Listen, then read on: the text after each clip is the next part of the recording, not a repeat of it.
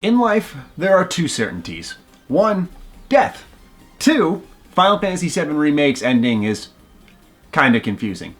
Let's get into it. I'm sure I'm going to be a drop in the bucket when it comes to ending explanations and discussions, considering I do anticipate this to be one of the most divisive endings in gaming. A classic, a true definitive classic, has received a drastic change in its lore, and Square Enix absolutely had to have known not everyone would be pleased. Australia has had this game since April 1st. I've had it since the 3rd for my review, and it releases today, April 10th, to the rest of the world. I've been itching to talk about this ending because there's a lot I like here, but a lot I'm also kind of concerned about. So at the very least, this is me getting my thoughts out, which I'll save for the second half of the video. If you have not played Final Fantasy VII Remake, it's very obvious by the title of the video, but this is your spoiler warning, not just for the ending, but also key moments throughout the narrative. No, I will be going into all the nooks and crannies of this story.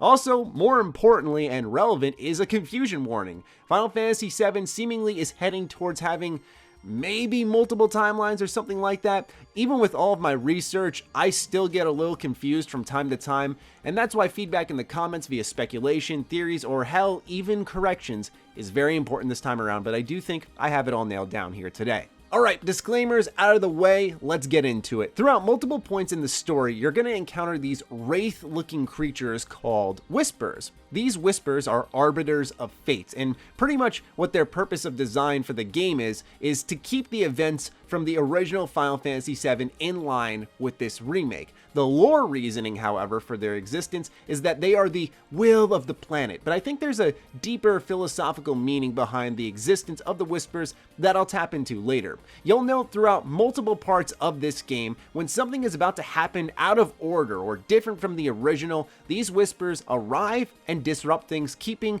the original story on track. And things happen really fast, so it may be hard to pick up on. One scene, Professor Hojo later in the game was ready to reveal to Cloud that he was never a part of Soldier. For those unfamiliar with the original, this is an event that does not happen until much later in the story. Right as Hojo is prepared to spill the beans, he is whisked away by the Whispers. Another time is when Cloud is about to kill Reno in the church after meeting Aerith. This would drastically alter encounters later on in the story of the original, but before Cloud can confirm his kill, he is taken away by the Whispers. Lastly, and this isn't the only example of course, there are many others, but this is one of significance, we have Barret being stabbed and killed by Sephiroth at the top of the Shinra Tower. Note how the Whispers heal the wounds of Barret and keep him alive, yet just like in the original, President Shinra is killed. So as I said earlier, in order to preserve the events of Final Fantasy VII, these Whispers exist, and you have to understand what they are and why they do exist in order for us to dig a little bit deeper. So Aerith and Sephiroth seem to know about these Whispers and their purpose. More on the nose, Sephiroth claims, quote, "I will not die," end quote, while on the edge of creation at the very ending of the game, with Cloud indicating he knows his destiny is to lose at the end of the story, like we all experienced many years ago.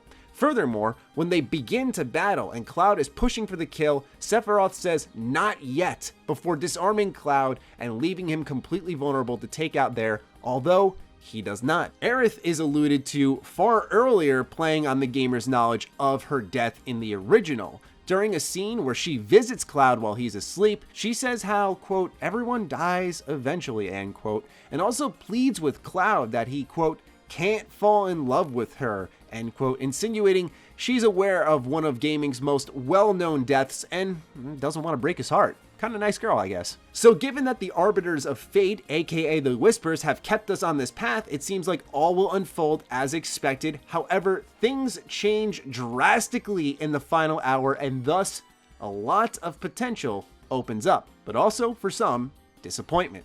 As Cloud goes to fight Sephiroth, Aerith states that on the other side of this portal is, quote, "boundless, terrifying freedom," end quote, aka the unknown. She also goes on to say they'll not only be changing fate upon the success of their mission, but rather themselves. If you needed more convincing on change coming to the next entry of Final Fantasy VII Remake, we're briefly greeted by a scene that may be familiar to people who have beat the original Final Fantasy VII. It is of Red 13's race. I tried to look it up. It doesn't seem to have a name, if you will, sprinting down through the Cosmo Canyon. However, Red 13 says this is a vision of what will happen if we fail, meaning that Final Fantasy VII as a story will continue unaltered if they don't succeed in their challenge against destiny. We also see the same lake that Aerith was taken out in by Sephiroth. However, this time around, it's empty, and there's a ray of light glowing in there, perhaps suggesting that this may not be the location of Aerith's death, or she may not die at all. Eventually, after a very long sequence of boss fights, very good ones might I add, they succeed and the Whispers are gone. This now means that their fates are changed. The Whispers no longer hold control over what will happen in the future and keep them on the path. Aerith may not die. Sephiroth might have a different plan up his sleeve. This takes the meaning of Final Fantasy VII Remake to a different area, as it was more of a reimagining. And so, as I said earlier, there was this almost philosophical meaning that I personally took away from the Whispers, which is that it's Cloud and the group challenging destiny, and when they couldn't break through, it was almost a willpower thing. They didn't have to will to change fate, but by the end of the game, they come together, they gel, it feels like a family, the characters have fully developed, and they truly do challenge their destiny, and as we'll see, change fate. So before we continue on, the prospect of a different future is exciting for new and old fans alike, I'd say. Now, I know some purely wanted Final Fantasy VII from top to bottom, and I absolutely understand and respect that. Do not get me wrong. Personally, as someone who's played Final Fantasy VII a couple of times, I'm excited by something new. However, there's one twist, one single twist, that makes this from a potentially exciting future into something far more convoluted. This emotion I'm feeling after the ending of the Final Fantasy VII Remake is sort of how I felt after the end of Star Wars Force Awakens, Episode 7. I was like, this is good framework, there's a lot of potential here in the future. And then in Episode 8, and people may disagree here, I felt they dropped the ball. Kind of the same setup here. I feel at the end of the Remake 1, I like where we're heading. There's a lot of potential to change things and realize a new vision while maintaining that spirit of Final Fantasy VII, but it could also go really wrong and get really confusing, so let's start subtle and go big. During the boss fight, Sephiroth goes one-winged angel on us, all right? I mean, we saw this in Advent Children, and I don't know if this is fan service or some weird attempt of saying this is the Advent Children version of Sephiroth fighting against us and now suddenly we're time traveling, which we'll also touch a little bit on in a second. I took it as a mixture of both. It seemed just like fan service, but at the same time, there's one other aspect that drastically changes now, and I can't say for certain what Square Enix plans on doing. But before I continue into that, one more spoiler warning. I know some people view them as separate entities. Maybe they haven't played one game, but they plan on playing another. If you have not played Crisis Core Final Fantasy VII, do tab off this video now. We're about to severely spoil the outcome of that game too. So at the end of Crisis Core, Zack dies, and it's one of gaming's most tragic deaths in my opinion, although I don't know if everyone agrees with that. But instead of Zack passing away after sacrificing himself for not only his beliefs, but to protect Cloud, it seems he's alive? At the conclusion of Crisis Core Final Fantasy VII exclusive to the PSP, Zack dies lying on his back outside of Midgar, passes his Buster Sword onto Cloud, and Cloud drags himself into Midgar on his own, thanking Zack for all he did for him.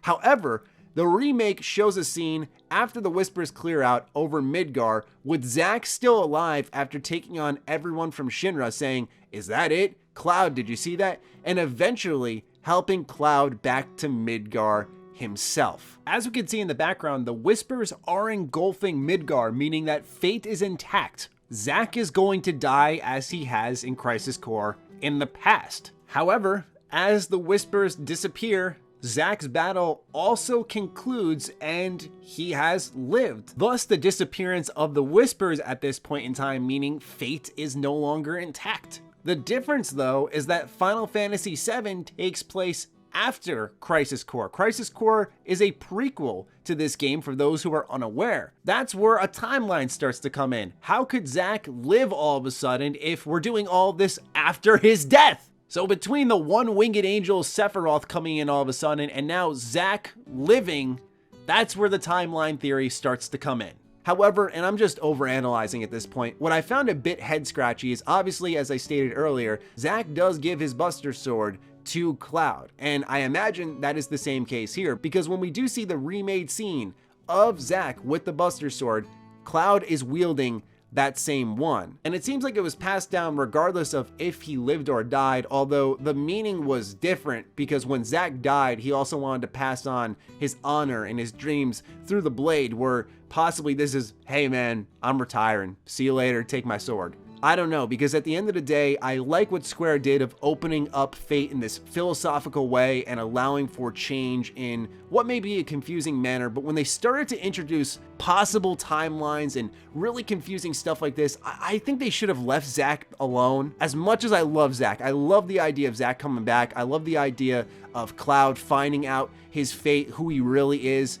and Zack sort of being at his side during that pivotal moment to support him. I think that would be a really interesting dynamic. Stuff like that does excite me, but I feel like that's where things get confusing because Square doesn't properly tell you what's really happening there. All we can do is interpret, and I wanted to share with you my interpretation along with some of the facts. And with that, ladies and gentlemen, hopefully you have a better understanding of the Final Fantasy VII Remake ending. I'm sure there will be a lot of discourse in the comments down below on what people took away from the ending, and people may be just telling me I'm flat out wrong, and that's okay because I think this is one of those endings that is open to interpretation in a couple ways, but it's also damn confusing. So with that, I leave it in your hands. What do you think of Final Fantasy VII Remake's ending? How can I improve these types of videos as well? I don't do ending explained videos. I've never felt the need to, but this one just really caught me, man. I mean, it's giving me that same feeling I had for Danganronpa V3. I won't spoil that one, but I just felt like I was flipped on my head with that ending, and I was like, I gotta talk to someone about this. So thank you at the very least for listening to me run my mouth about the ending, and I'll talk with all of you soon.